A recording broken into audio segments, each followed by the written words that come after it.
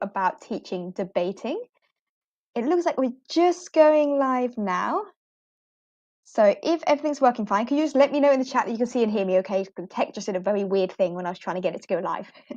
Okay, so welcome to today's workshop. My name is Katie, and today we're going to be talking about teaching debating to ESL students. And in particular, this workshop is going to really dig into an example lesson. We're going to work through examples of how to teach debating with real lesson examples and also practical ideas and top tips as we go through as to how you can use these strategies in your own classes.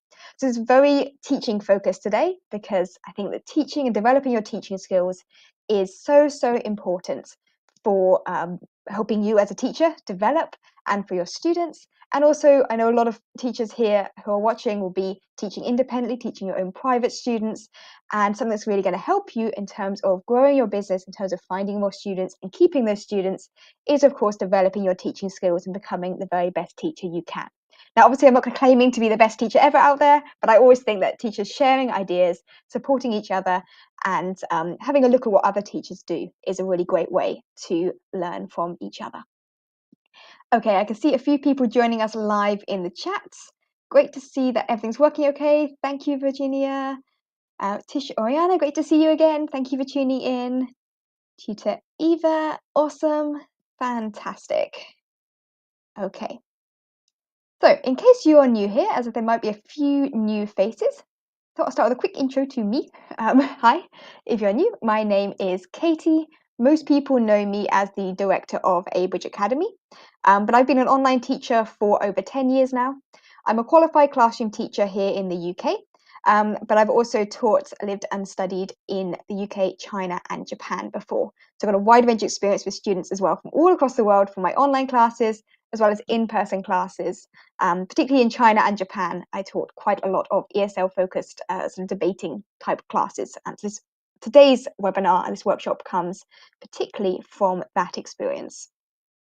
A few years back, I co-founded a Chinese online ESL startup program, which expanded to over 600 students and was relatively successful while it lasted.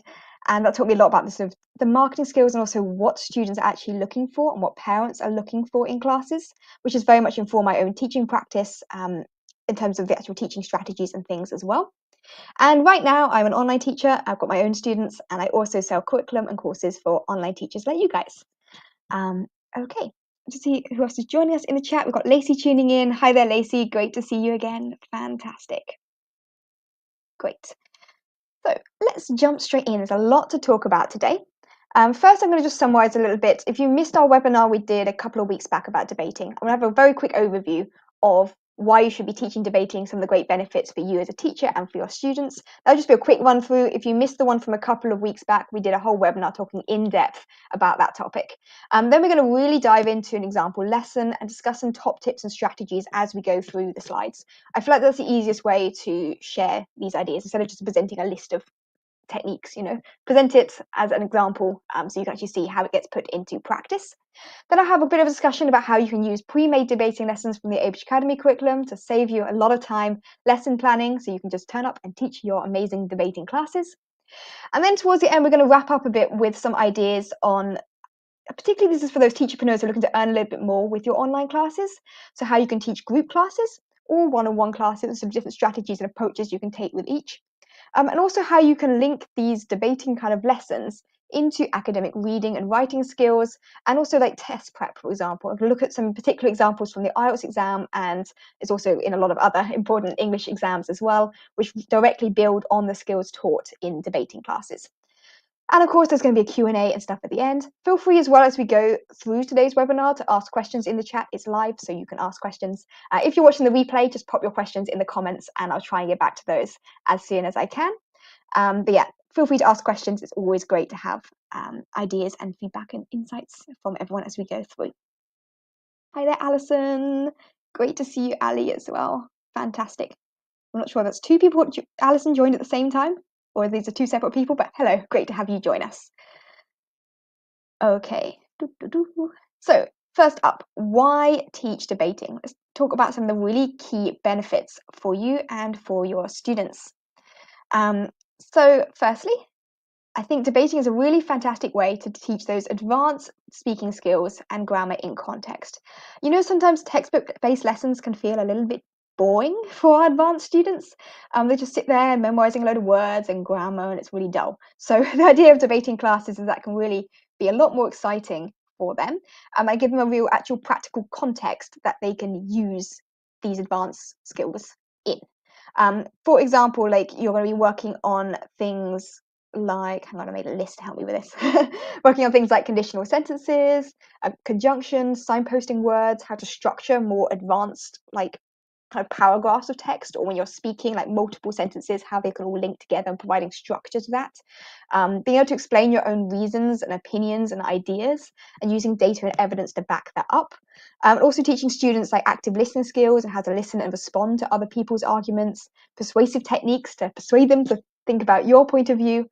All of these kind of strategies are essentially advanced speaking skills and advanced grammar, and actually using them in a real life context to talk about something they are genuinely interested in.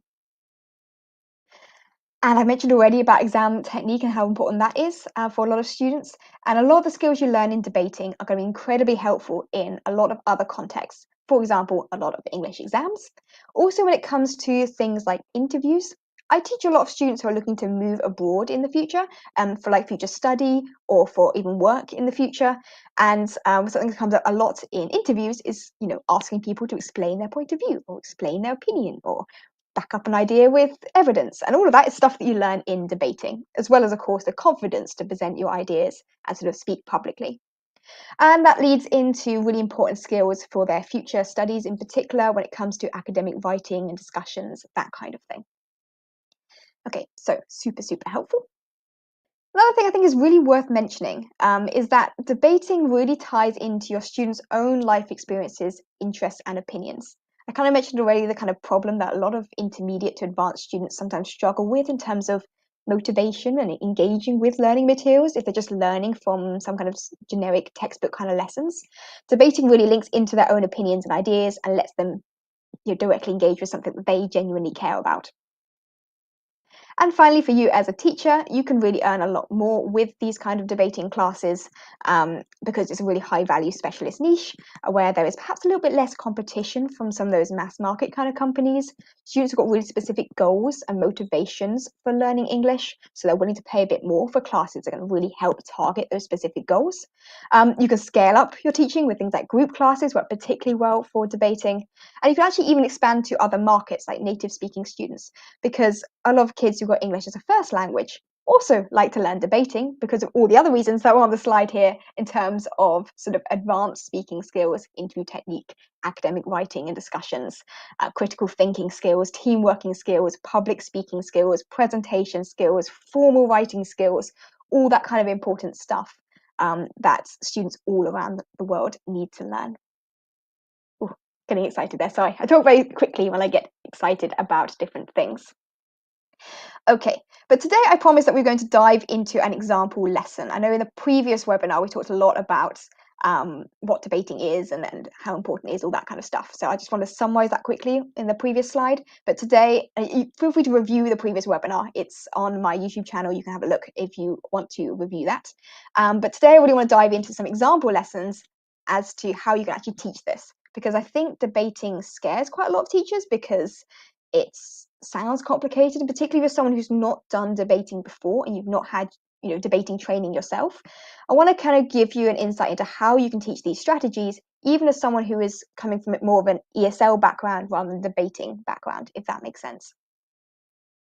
And in order to do that, I have pulled up a couple of examples. Let me just share my screen again. Share screen.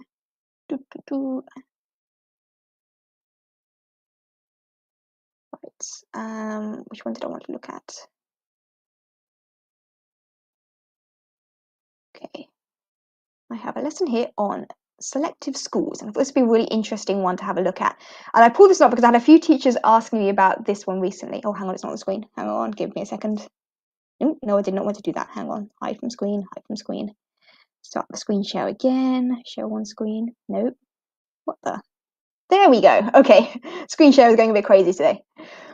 Right, so today the particular topic I wanted to dive into was this lesson on should we have selective schools.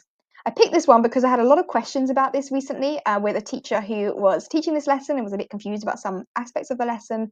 And I also think it's a good example of how you can teach something that some students, as I mentioned earlier, it's useful to teach topics that students can directly relate to, but this is also a good example of a topic that some students might struggle to relate to because their country might not have selective schools, for example.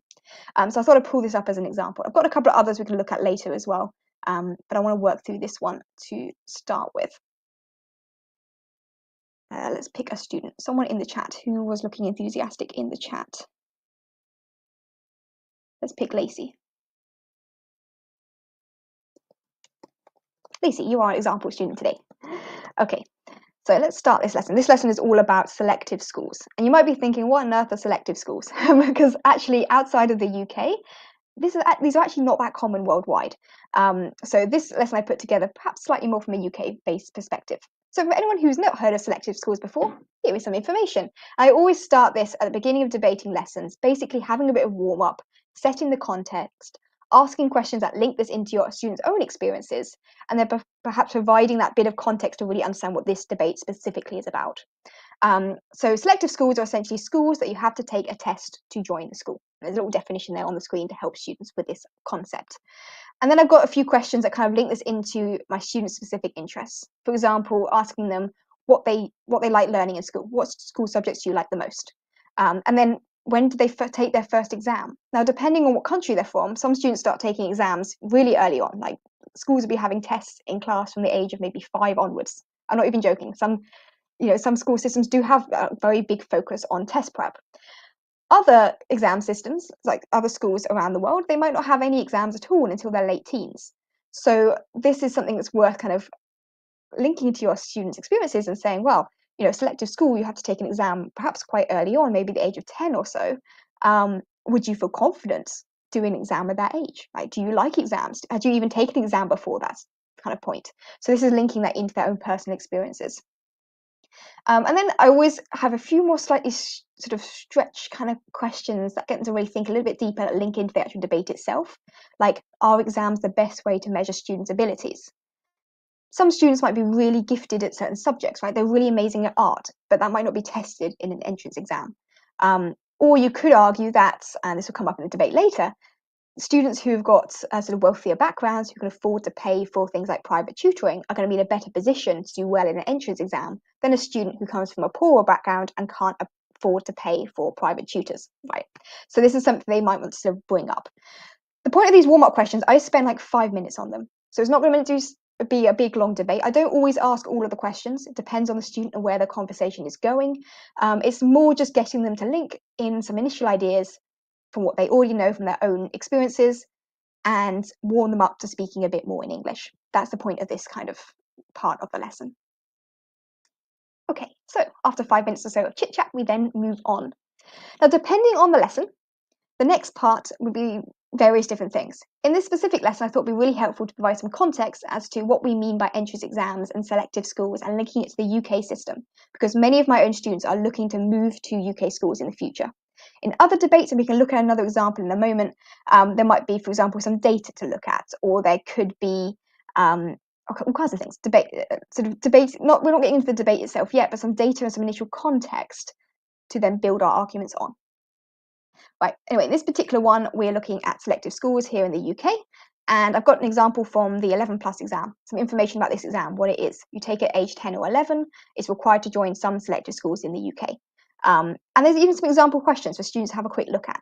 Now, this is a debating lesson, so I'm not expecting my students to be able to do these questions necessarily. The goal of my lesson is not to teach them how to pass this entrance exam, but it's more to give them the insight into what kind of questions could be on entrance exams in some contexts. So I just flick through a few examples and say, oh, look, here's an interesting question here. Could you solve this question? How would you approach this question? Oh, look, we've got some squares in a row. Well, we can calculate, therefore, a square must be 7. And I might work through maybe 1 or 2 questions with the student. You might also pick out some examples that are very different, and maybe you might argue not particularly useful questions in some cases. Like this one here is asking about grammatical terms. What type of word are these? Actually, never quite. Are they nouns? Are they pronouns? Right? Get them to think about these things. And a student might be sitting there thinking, well, we don't even need to know these words. Why is this important? And I think for a lot of us who are native speakers, many native speaking students would also struggle with this kind of terminology, right? And the point of this is then to link that into the specific questions, which basically call out these kind of issues or different sort of points using this example. So are these questions easy or difficult? Student might say some of them are really easy, right? Maybe they're great at the maths questions. They think the one with the pictures or something really good. There's some that are more like sort of spatial reasoning here. Like this one here is about if you have a cube and a net of a cube and you fold it all up, which one would make a specific cube, right? So some students might find these questions easy or difficult. You ask them what the point of these questions are. Are they similar to what they learn in school? Do they think it's an actually good measure of students' abilities more generally? I like to compare things like the 11 plus exam in the UK to more of a general IQ test. So you could kind of then link this to kind of students' own experiences. Like, do they think that this is really a good measure of intelligence? Is intelligence something you can actually, is it an innate ability? Is it something you can train for? Would having private tutors help with this kind of test? This is kind of stuff that's the kind of conversation that might come up with these types of questions. Personally, I'll spend around 5 to 10 minutes looking at this slide. So looking at a couple of examples, working through the discussion questions. The main goal of this slide here in this particular debate is basically getting to think about what is an entrance test, what kind of questions are asked, and do they think it's a good test? That's the point of this part of the debate. Okay. So yeah, basically we have some 10 to 15 minutes at the beginning of the debating class, setting that initial context. I should explain, by the way, my debating lessons, I tend to go for 45 or 55-minute classes. So that's the sort of total length of time. Okay, so after that initial warm-up, which could be some warm-up questions, maybe an example like the one we just looked at there, or it could be some data or something to set some background context, the next main part of a debating lesson I then move on to is looking at different opinions and points of view. And usually this would be in the kind of point in the kind of setup of a reading comprehension type exercise, where we look at someone's opinions for or against the argument. So on the very first slide, I didn't actually say that, at the very beginning, the very first slide of the lesson, at the start of the lesson, the topic of this lesson is, should we have selective schools? I'd always ask my students their opinion at the beginning, see what their initial ideas are. Because then when it comes to this part of looking at other people's points of view, they can already link that into their own perspectives. Okay, so we've got here a quick argument, you could say, one person's perspective. And this person says, I go to a selective school, it's great, my classmates all study hard in school, there are fewer disruptive students, we have good teachers and get good grades, it's like a private school but free. So then there's a few questions that basically focus on kind of core reading comprehension and also linking into some vocabulary or grammar or useful structures that will come up in the debate later on. So the first one is sort of summarising their opinion. Does he think selective schools are good or bad? Okay, so hopefully they'll be able to spot if they think selective schools are good. Next question. This one then links into a new word that we're learning in the class. I always send my students a vocab list before the class itself so they can pre-learn some new vocabulary. But in this particular bit of the debate, one of the new words that comes up is this word disruptive. So the question is, what word is most similar to disruptive? Now we're linking into some of those sort of ESL, the English learning bits of the lesson. So they'd probably pick out of these that naughty is the most similar word to disruptive. The vocabulary this lesson is aimed at sort of upper B1 to B2 level students. So vocabulary that we're looking at is sort of around B1, B2 level for intermediate students. Okay, and then we're asking them to sum up their opinion. Now the first question was just like, do they think selective schools are good or bad? That's a very simple one word kind of summary. Now we're looking at sort of overall summarising it in more detail. So in this particular case, he thinks that selective schools, this one, allow poor students to get good grades. Now, when I work through these questions, I ask students to kind of read out the 3 possible answers, go back to the original reading comprehension bit above, and ask them to pick out some evidence as why they're picking their answer. So, okay, let's say they said they actually picked number 2. My students thought that everyone can go to a selective school. Well, I say, but can everyone go to a selective school? They said we have to take a test to get in. So does that mean that everyone can go? Okay, no, so that's not the right answer. Let's have a look at the other examples then. So kind of getting them to link back ideas and picking it out from the text. We're working here on sort of reading comprehension skills. Anyway, next, so there's a few kind of questions looking at different points of view. Then we have the opposite point of view. I'm not going to read this one out to bore you, but essentially similar kinds of questions. Do they think selective schools are good or bad? This is a teacher. They're bad. Then we're going to look at a debating related skill. This one is more to do with counter arguments. What words or phrases are used in counter arguments? Now this particular bit of text here has got a lot of these phrases built in. So when the student read through and looked at that, they would have picked out reasons for and against. And sometimes I would pause at this point, rather than going straight to the question, I'll say, okay, let's actually look at the text itself. Can you underline the reasons for or against? Which one does the teacher think? Are they for or are they arguing against? What is their particular point of view? What words have they used to highlight what, the reason for and the reason against? Let's identify some of those keywords. Do you agree with this teacher's opinion? Can you make your own sentence using those words? Okay, so hopefully by doing that, they'll identify the word like although, and then there's the opinion that she doesn't agree with. And then she's followed that up with the opinion she like her point of view after the comma. We also see the word therefore to summarize her opinion, but that's not necessarily expressing the counter argument.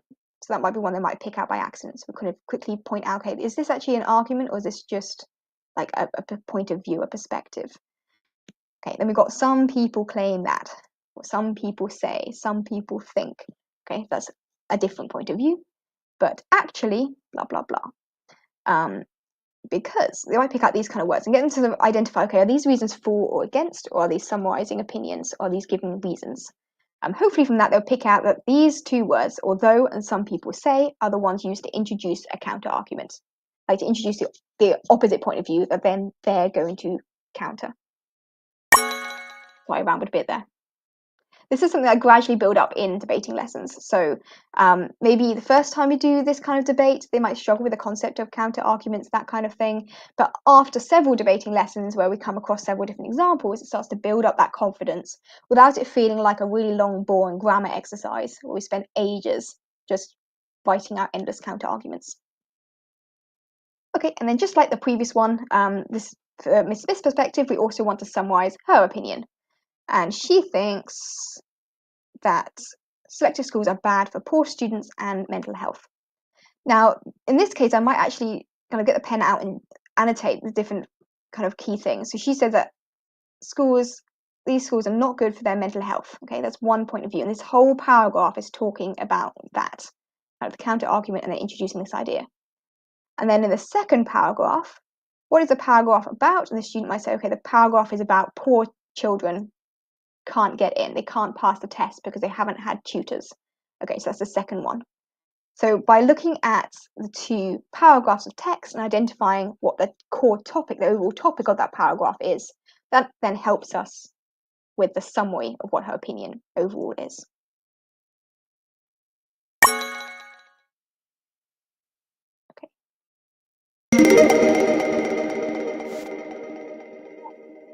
Basically, after spending a little bit of time looking at reasons for and against, and each of those might have taken 10 minutes or so per point of view there, because we would have gone a bit more in depth talking about, like, first they had to read the text, and I'll get the student to read it out.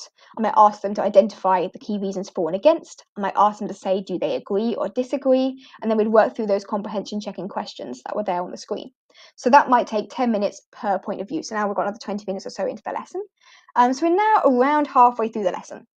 At this point, we then move on to getting them to really think about their own opinions. So I would use this slide to summarize reasons for and against, and then get the students to then formulate that into more of a structured argument. So this is actually set up so you can write in the text boxes. So reasons for selective schools, anyone can go to a good school even if they can't pay for a private school. You can type the different points of view and things in the boxes. Why we should not have selective schools, and you can refer back to the previous slides as well. So if maybe the student can't think of any reasons against selective schools, well, let's look back at the previous slide. What did Miss Smith think? Oh, she said that these schools are not good for mental health because there's a lot of pressure for students to do well. So let's put that in here. Too much pressure. Mental health problems. And I start off with just writing quick notes. So normally we're just talking with the student at this point. So I would just have a chat and I would say, you know, what do you think? If it's a group class, I'd ask multiple people to share their opinions and contribute to this sort of discussion. But then I would be just making some quick notes while we're talking, is the approach I tend to take on these slides. I'm actually quite interested to hear what other teachers do as well on these types of lessons, how you would approach teaching this, because I think it also depends a lot on what your students are focusing on. Like, are they focusing on the speaking aspect? Are they focusing more on the reading or the writing aspect? Will also depend. But let me know in the chat how you would approach these kind of parts of the lesson. Okay, so I might make a few quick notes.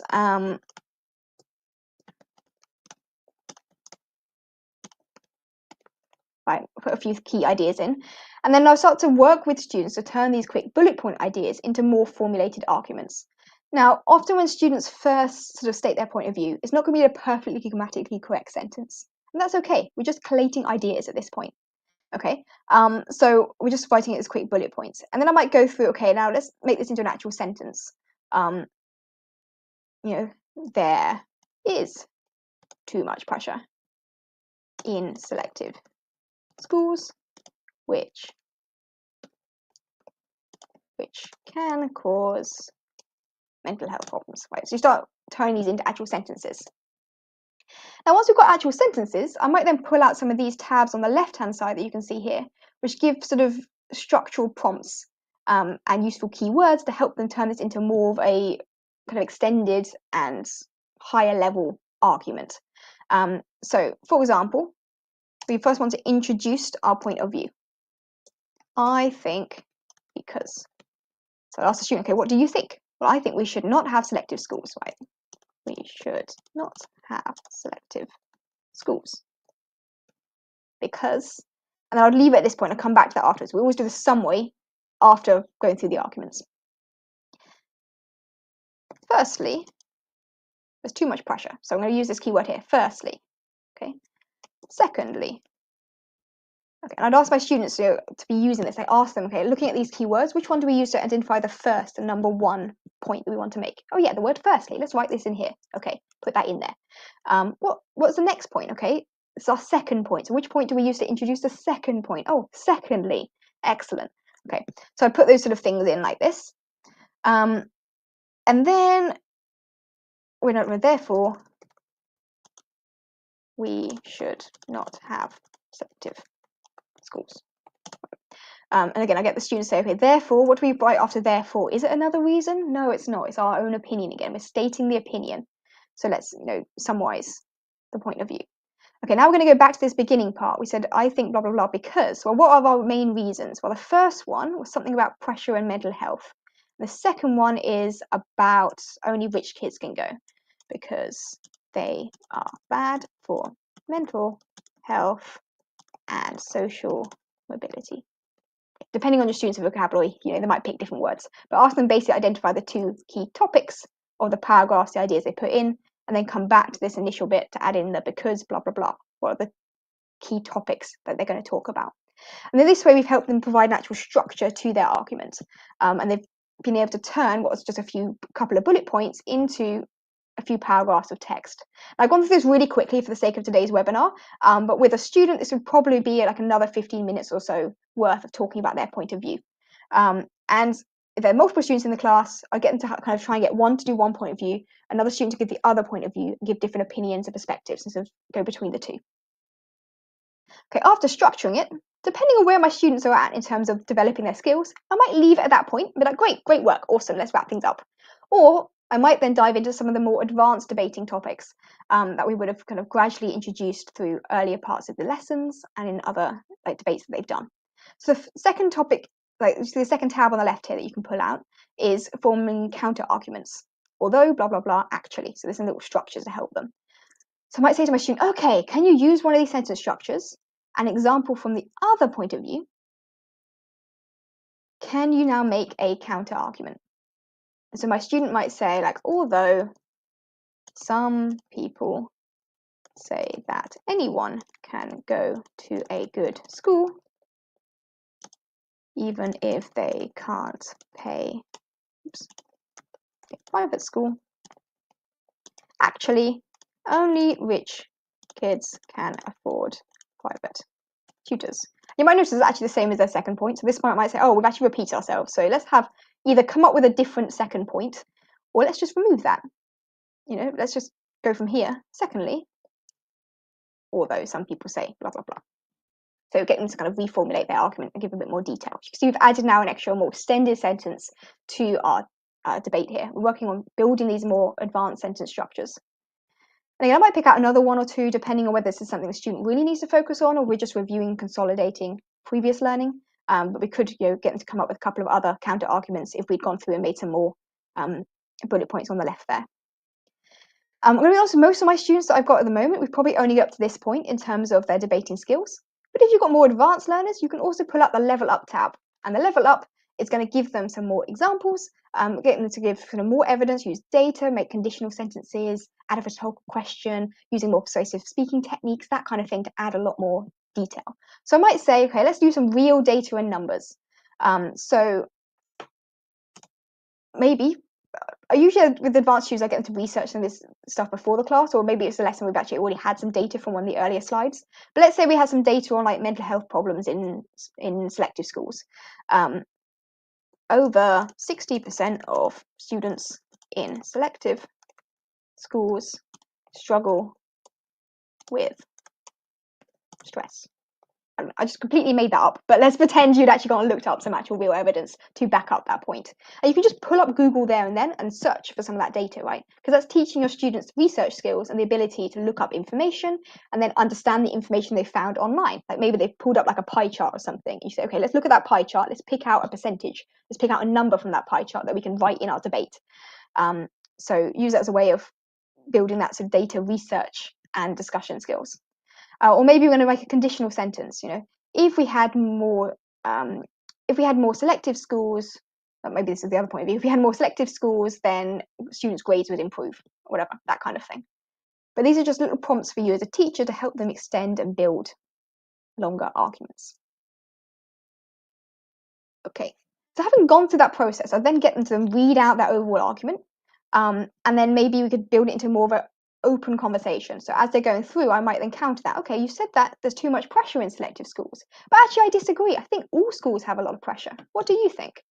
I'm kind of getting them sort of, I guess it's almost like playing devil's advocate a little bit, sort of like countering what they're saying and seeing if they can give more evidence, more points of view, stretching them a bit there. Okay. Oh, Lacey's added here, I think I would also type, yes, unless the student really wants to type. That's the thing. I think it depends on the student and what they're working on. If you've got students who are specifically working on writing skills and you're using debating, and I'll talk a bit more about this later on in today's workshop, but let's say you're using debating to develop academic writing skills, then in that case you might get them to type. But for me, a lot of my classes are focusing mostly on those advanced speaking skills and advanced grammar, vocab, that kind of stuff, but in a speaking context. So I tend to be the one writing while my students are talking, and we're working together to extend and develop those sentences. But yeah, great ideas, thank you. Okay, where's my debate gone? Right, so after having that debate, we've probably run out of time by this point in the lesson because, as I say, my debating lessons I usually keep to 45 to 55 minutes. But let's say you've gone through things quite quickly, or you're teaching a more sort of longer lesson. There are also some extension questions and things that you can build upon the previous topic. So, for example, you could ask students how they can make non-selective schools better. If we didn't have selective schools, what's the alternative? Everyone goes to a standard comprehensive school. But we've just said in the argument there's a problem with those schools, that there's too many disruptive students. Okay, what can we actually do to solve that problem rather than just taking the clever kids and putting them in a selective school? Right? That doesn't actually solve the problem for the rest of the population. So how can we make non-selective schools better? By getting them to think about it. And this still links into that debate. It helps them perhaps even develop their arguments even further, particularly if they're going for more formal and competitive debating competitions and things in the future. And it also gives you more opportunities for more open-ended discussion. Getting to think about their own ideas. Would they like to go to a selective school? A lot of my students have never heard of selective schools before, so they're kind of a bit confused about the concept, but now having gone through and talked about advantages and disadvantages, they might have a stronger opinion now on this one. You can even ask them what age they think is a good time to take an entrance exam. Probably most students would feel that taking an exam at the age of 5 is a bit too young, if they're right at the very beginning of their school career. We looked at that example earlier of the UK 11+ exam. Well, at that age, sort of age 10 to 11, maybe you've already had some exam practice in school. You might be a little bit more confident taking exams then, maybe. There's other exams we have, entrance exams at say age 13 or age 16, depending on the school context. Get students to think about what might be a better time to have an entrance exam if you were to have selective schools. And then talk about the topics. What should be in the entrance exam? The example we looked at before, most of my students, when I talked about this, agreed that the 11 plus exam topics were a bit stupid. That was their wording. That looks a bit of a stupid question, teacher. Okay, why do you think that's a stupid question? But this then links into this question here. What should they do instead, right? Most of my students felt that they should be more academically focused questions, like maths questions, English questions, that kind of thing. But everyone's got different points of view, and it's quite interesting to discuss those. Okay, but yeah, these extension questions are more aimed at, I wouldn't say filling time, that's not what we aim to do in a lesson, but stretching, extending a bit with whatever time you've got left at the end of the lesson. And then I like to wrap things up, just giving my students some feedback on how they've done. I mean, obviously there's feedback as you go throughout the class anyway, because as teachers, we're always giving constructive feedback and helping our students develop. But this is a nice little summary slide where you can just sort of rate your students against the key learning objectives and the key words we focused on. They developed their reading skills. We looked at this particular grammar point. We worked particularly on speaking practice, that kind of thing. Right? And then you can write in some more specific, detailed feedback on what they specifically worked on, things they might want to work on next time. I tend to write actually quite a lot of text here, but quite often I wait until after the class itself. Like when I'm wrapping things up with a student, I just say like, well done, you did great at this. Let's work on more extended counter arguments next time.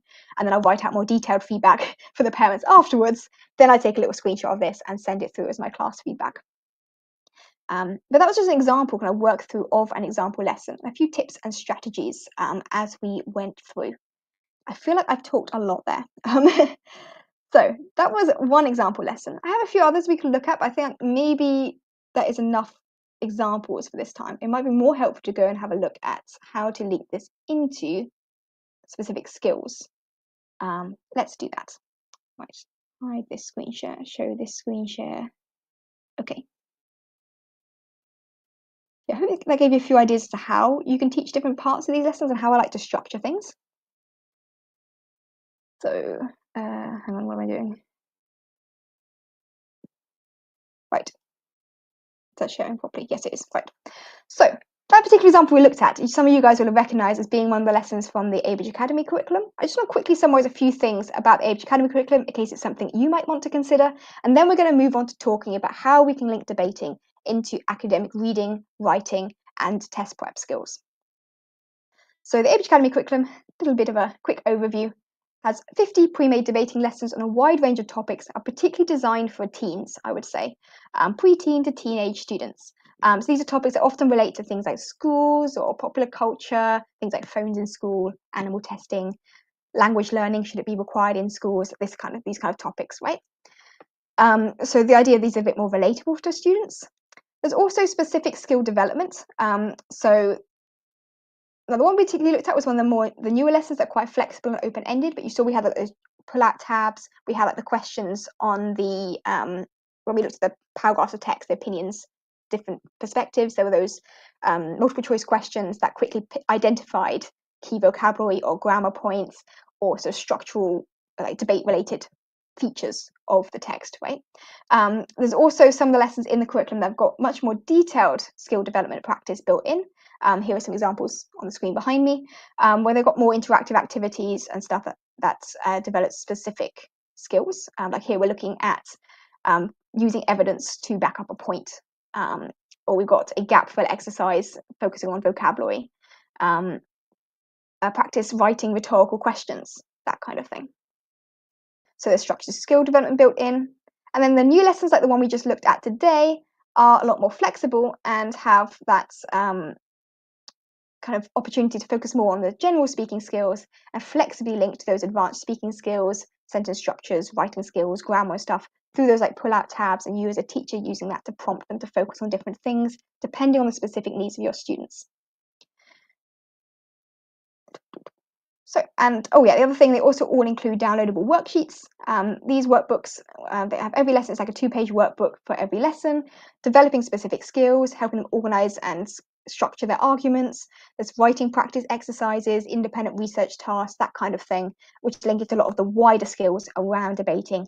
These are great for homework, and also you can send them before class or use them during class as well, depending on your teaching style.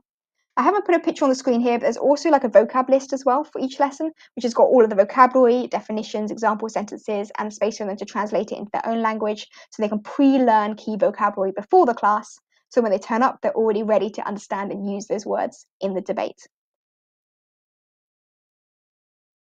That kind of flipped learning approach, I think, is quite a key part of the debating lessons. The link is in the description, by the way, if you'd like to check out the Abridge Academy curriculum. Jump too far ahead. If you want to check out the Abridge Academy curriculum, I'm going to pop the link in the description. There is a free tier to get you started. So if you sign up for free, you get access to a selection of the debating lessons for free, as well as a whole bunch of other free lessons across the ESL curriculum, across a whole range of different levels and different topics. There's also like trial classes, student onboarding materials, a placement test, all that kind of stuff aimed at ESL teaching. All of that's included in the free tier. Or of course, you upgrade, you get access to all 50 plus lessons of the debating curriculum, as well as around 500 or so lessons that are on a wide range of other topics, including the core curriculum and other things. Right, that was my sales pitch over. So let's have a quick look now at a few teaching tips. And there's a few key things that teachers reached out to me specifically asking about teaching debating, and I wanted to include in today's workshop. If you have any of your own questions, by the way, please pop them in the chat and we can get to those. So please do ask away if you've got any questions at all about how to teach debating, or how to adapt these kind of lessons to your specific teaching context. I would love to hear those. Just let me know in the chat. But yeah, one of the first questions I got asked, and this actually came up in our last webinar, and we didn't really go into much depth on it, as I thought it would be worth reviewing properly today, was about teaching groups versus teaching one-on-one students. Because debating, a lot of teachers think of as a group activity, but actually when we went through that example lesson, I talked about it a little bit more from the point of view of how I teach a one-on-one student. But debating is a great opportunity to scale up, earn more per hour by teaching group classes, and also make your own classes more affordable for individual students too. Group classes also work really well on platforms like OutSchool, for example. I know a lot of teachers love teaching with those kind of platforms because they do the marketing and the advertising for you, and you can just show up and teach. The great thing about OutSchool is the group class focus, and this can be a really great thing to offer there in particular. So a few top tips and ideas for teaching groups versus one-on-one. I'm going to start with the one-on-one stuff because I feel like most teachers will probably relate a bit more to this initially.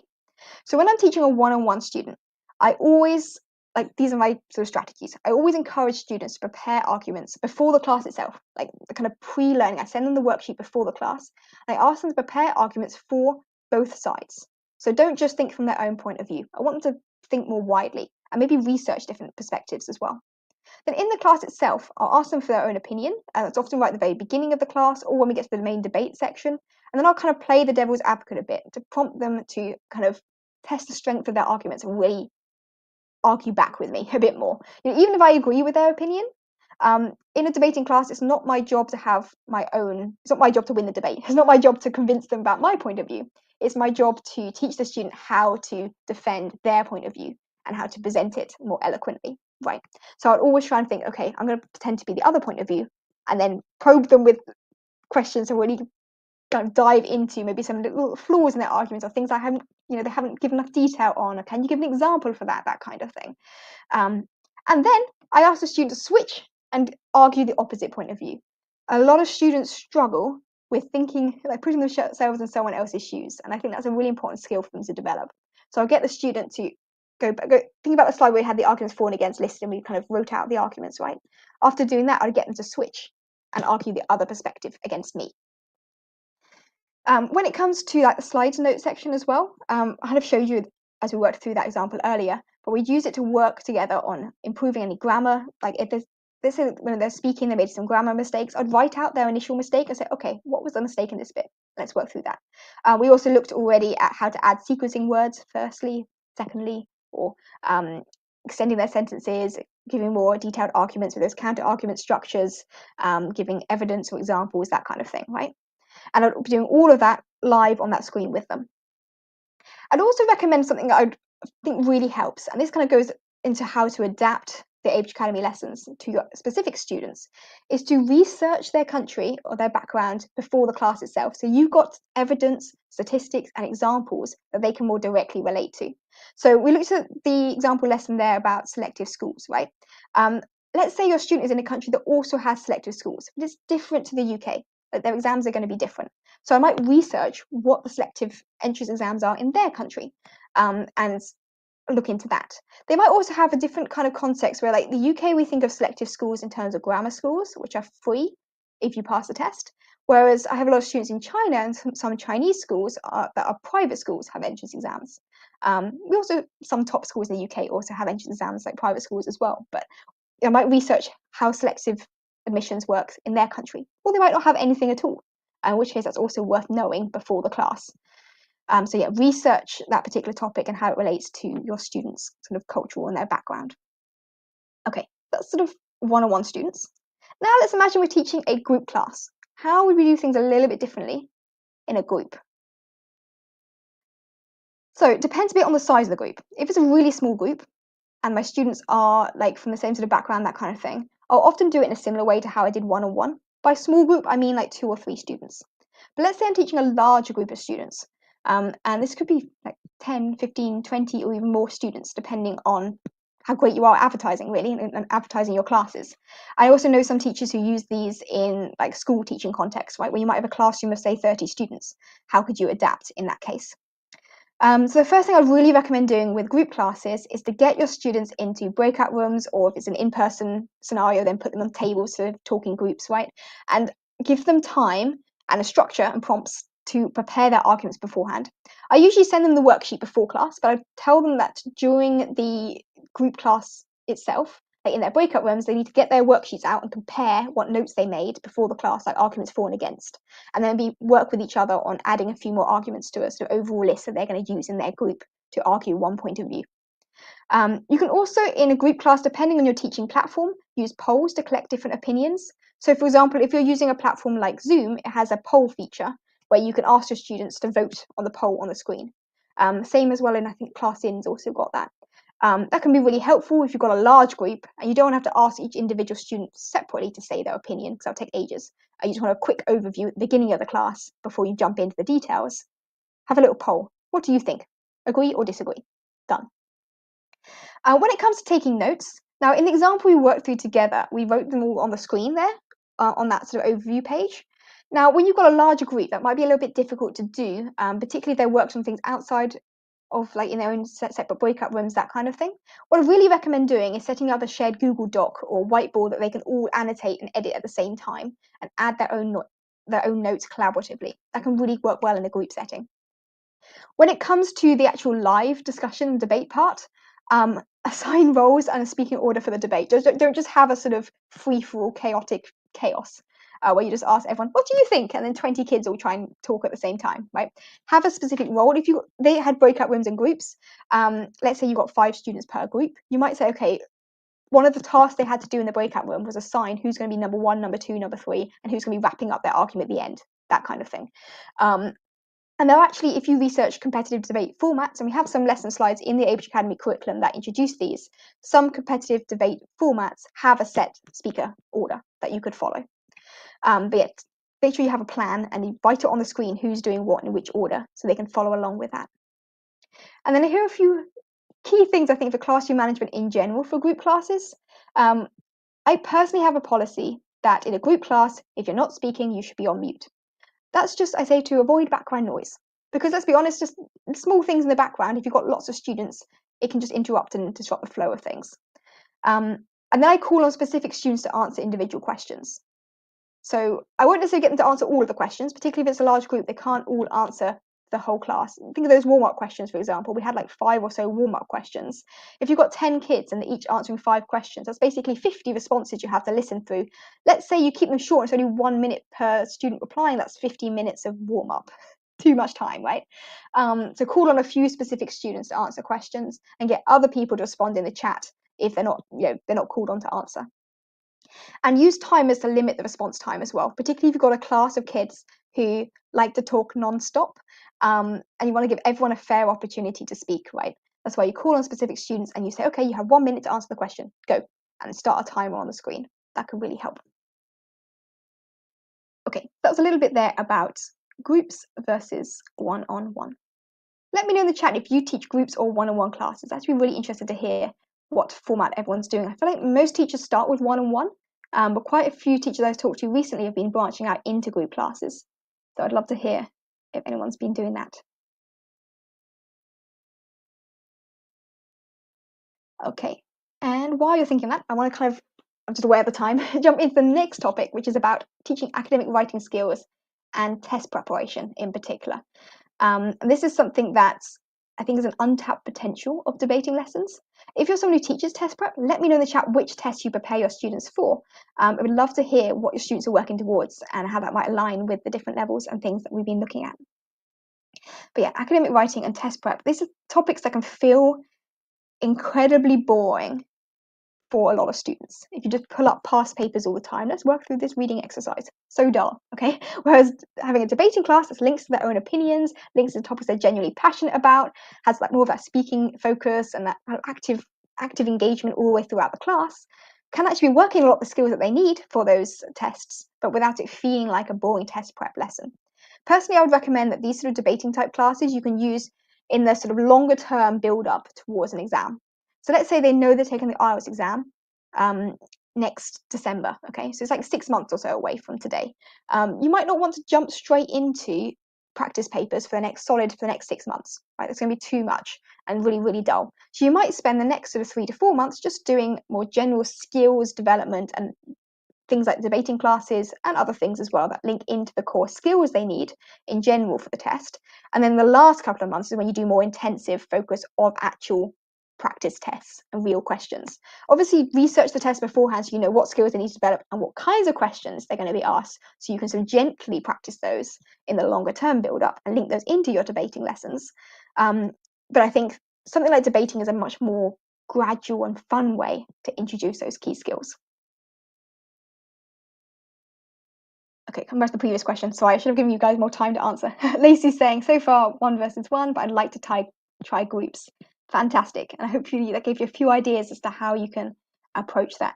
I just want to have a few webinars in the future talking about things like advertising and how to run group classes, a good setup and strategy for that in terms of the sort of technical side and also in terms of the advertising side. I know a lot of teachers struggle on that aspect.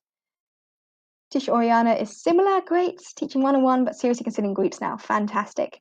I love group classes. I think they're a really great way to like get kids talking with each other because they often engage a lot better when they're talking with their peers. You get a lot more of that peer centered learning and a learner focused kind of classroom rather than always just being you as a teacher dictating the flow of the class.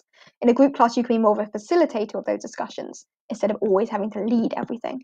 And it means the students themselves get to share opinions and learn from each other. Okay, diving into this idea then of academic writing and test prep.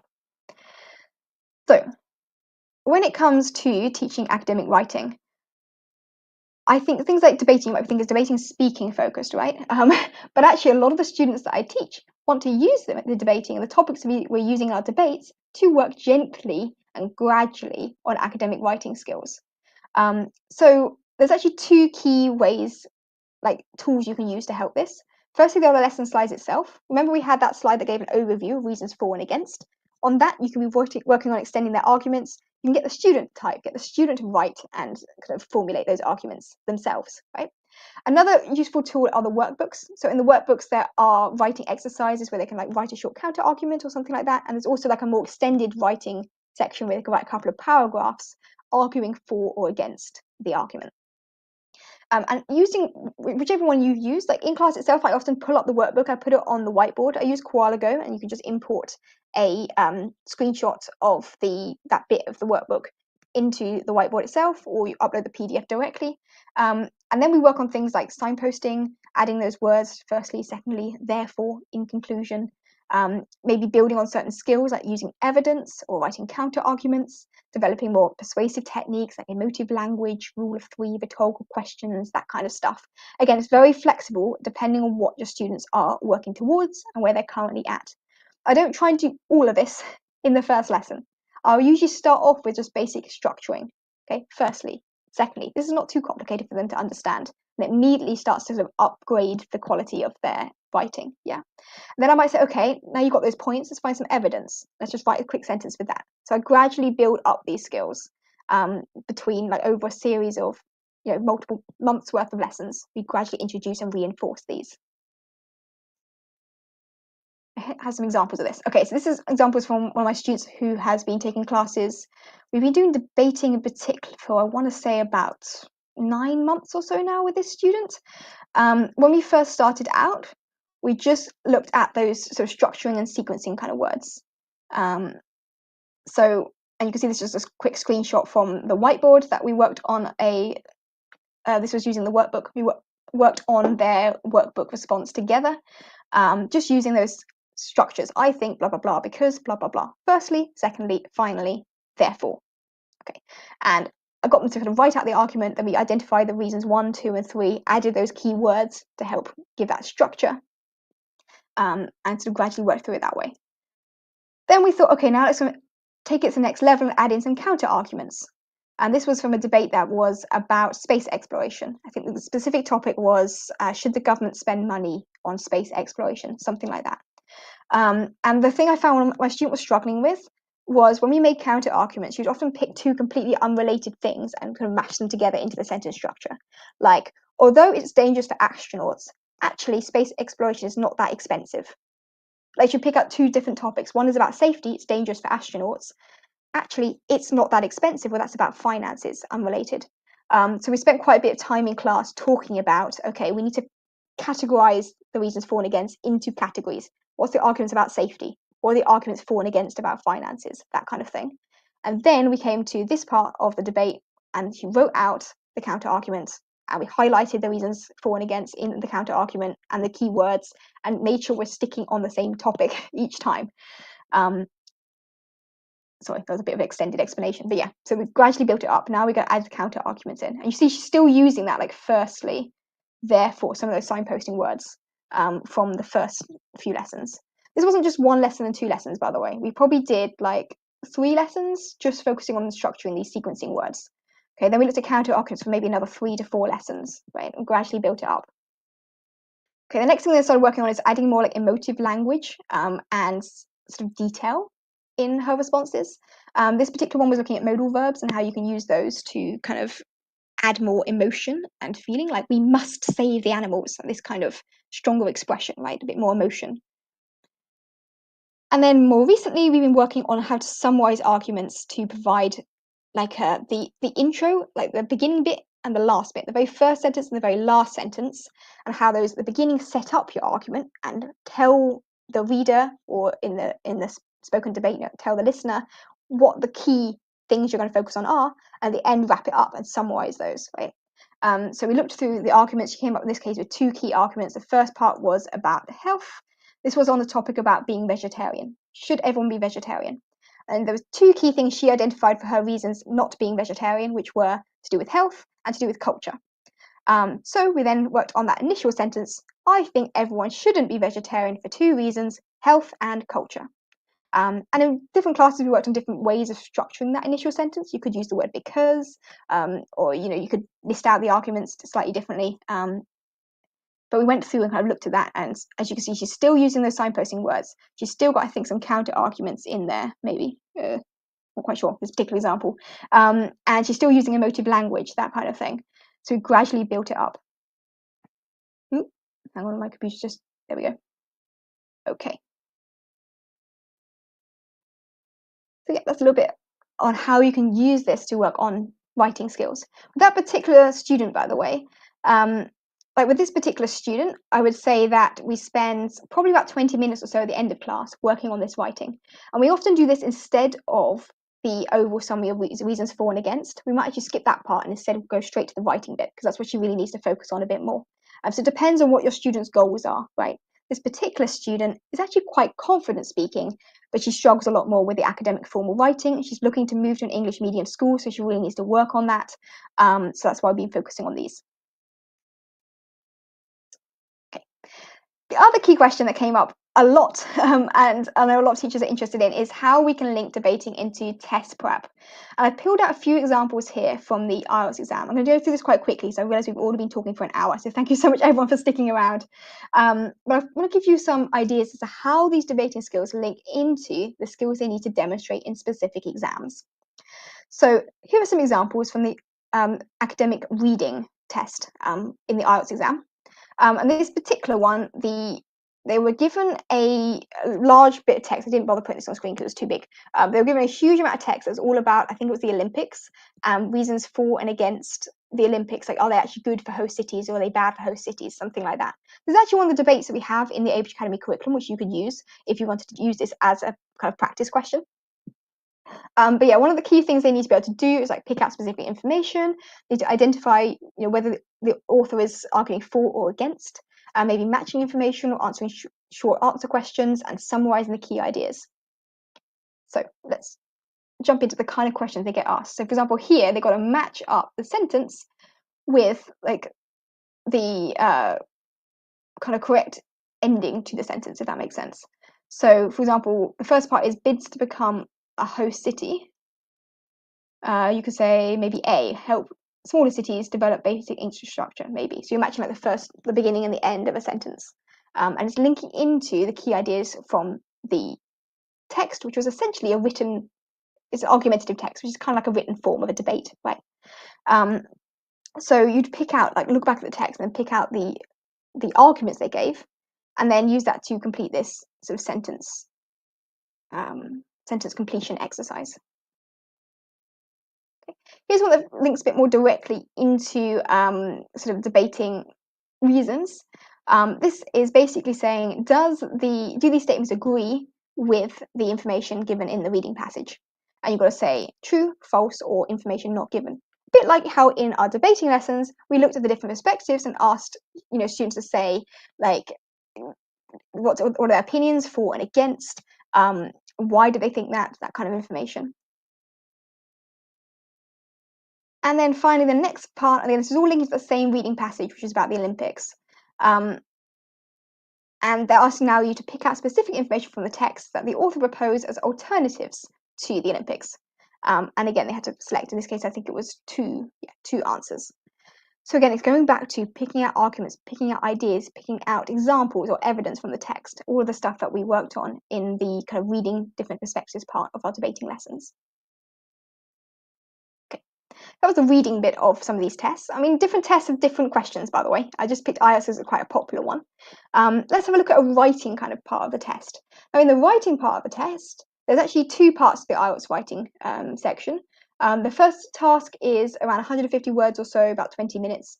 And the second part is a bit longer, about 250 words. Still quite short, but something they often have to do in these is summarise evidence, give reasons, give explanations, use data, argue their reasons, and explain why they think a particular point of view, which is exactly what we've been working on in the debates. So we have an example here, which was looking at using evidence. Now, the example we looked at earlier didn't have data, but some of the other debating lessons have got graphs just like this, which students then have to read off information from the graph and summarise what information they can learn from it, right? So that again is built on in the debating lessons. And then we also have some more sort of argumentative or persuasive writing kind of exercises that are in task 2 of the exam. So here we've got about a debate topic on learning English at school, right? Is it important for everyone to learn English? Or should we try to ensure the survival of local languages? And if so, how? Quite actually a big question to expect someone to write only 250 words on. But anyway, that is exactly one of the debating questions we have in the curriculum already.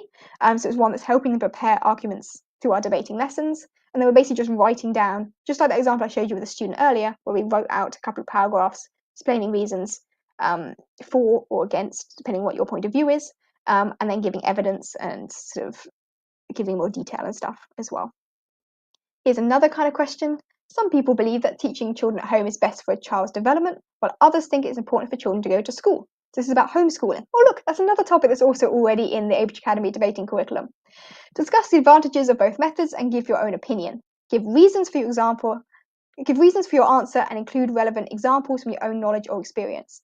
Again, we're giving reasons, we're using evidence, we're using anecdotes, and we've got to discuss advantages or disadvantages. Again, all the stuff we've been working on in debating lessons. Final example here is about retirement age. Some people think having a set retirement age is unfair. They believe certain workers deserve to retire and receive a pension at an earlier age. Do you agree or disagree? So asking for an opinion. Which type of workers do you think should benefit from early retirement? Give reasons for your answer and include relevant examples from your own knowledge or experience. So again, giving your opinion, giving evidence, using examples, arguing for a specific point of view. Okay, final bit of the answer exam I want to pull out here. So we're talking a lot about IELTS. I don't know if people find this interesting or not. But here's some stuff from the speaking test. And in the speaking test, which debating is often quite speaking focused, they are again being asked often to discuss and explain their opinions, giving examples, giving evidence, considering different points of view, and ideally you want to be talking in more extended sentences and giving more detailed reasoning, right? So for example, let me look at the ones on the left here. Do you think celebrations are important in society? Are they expressed differently by different generations? Can they help promote cooperation and collaboration between countries? Again, these are topics that you get the students to express their own opinion on and then back it up with evidence. There's also underneath here, there is a question about animals. Some of them aren't really debating, are there many different kinds of animals? I mean, it's a bit more of a warm-up question, which again, we still practice at the beginning of our debates. But we've also got more of an open-ended debating type question. Do you think people should do more to protect animals? Why or why not? So again, that's something they can work on, these kinds of questions and the ability to give more extended and detailed arguments through debating. Okay. Oh, talked a lot there. So that is everything for today's workshop. I know we've gone a bit over the hour, so thank you so much everyone for sticking around. If you've got any questions at all on the topic of teaching debating, whether it's something that's came up in that example lesson or any strategies that we talked about, let me know in the chat. I'd also encourage you, if you would like to like, subscribe, all that wonderful stuff, which helps tell YouTube that this video was helpful for you. I really appreciate that.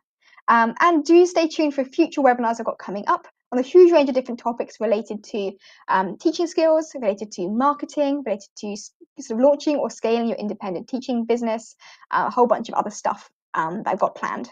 There's some ideas already listed here on the slide. Let me know if there's any topics in particular that stand out to you you'd love to see next, so we can pick those to work on sooner rather than later. Let's have a look over at the chat. I'm going to grab some water as well. I've been talking a lot today, so I tend to get excited about a topic and then I launch straight into talking about it in detail a lot. But hopefully this was helpful for you guys to get an idea as to how I like to run my debating lessons and how I use the resources and different strategies and approaches you're going to take to adapt it according to what your students wanting to focus on, whether that's groups, whether that's one-on-one, whether that's test prep, whether it's speaking or writing or reading skills, and lots of different ways you can use the debating kind of lessons and how you can teach this really, depending on what your students are looking for.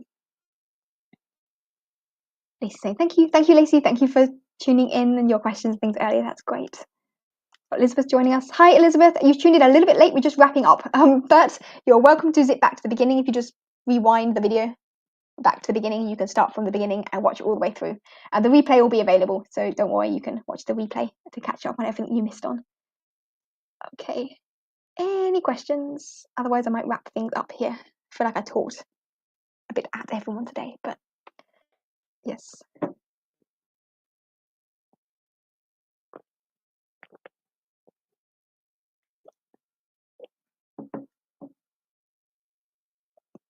I feel like we went through most of the questions. Oh, we've got a question here from Ali. Ali's asking, interested in your Teachpreneur class or membership where you help teachers to find students.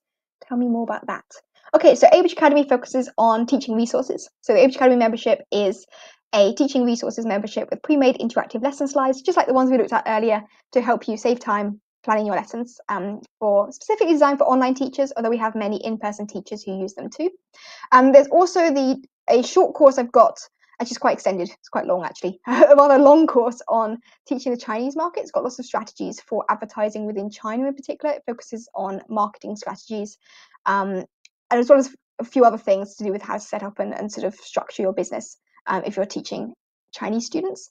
I'm looking to develop more stuff on teaching wider audience, because I know a lot of people are looking outside of the Chinese market now, and that is coming soon. Over the summer at the moment, so this is just a short-term summer exclusive thing, we are actually running every week a workshop for Abridge Academy members. This week the topic is on lead magnets. That's going to be on Thursday.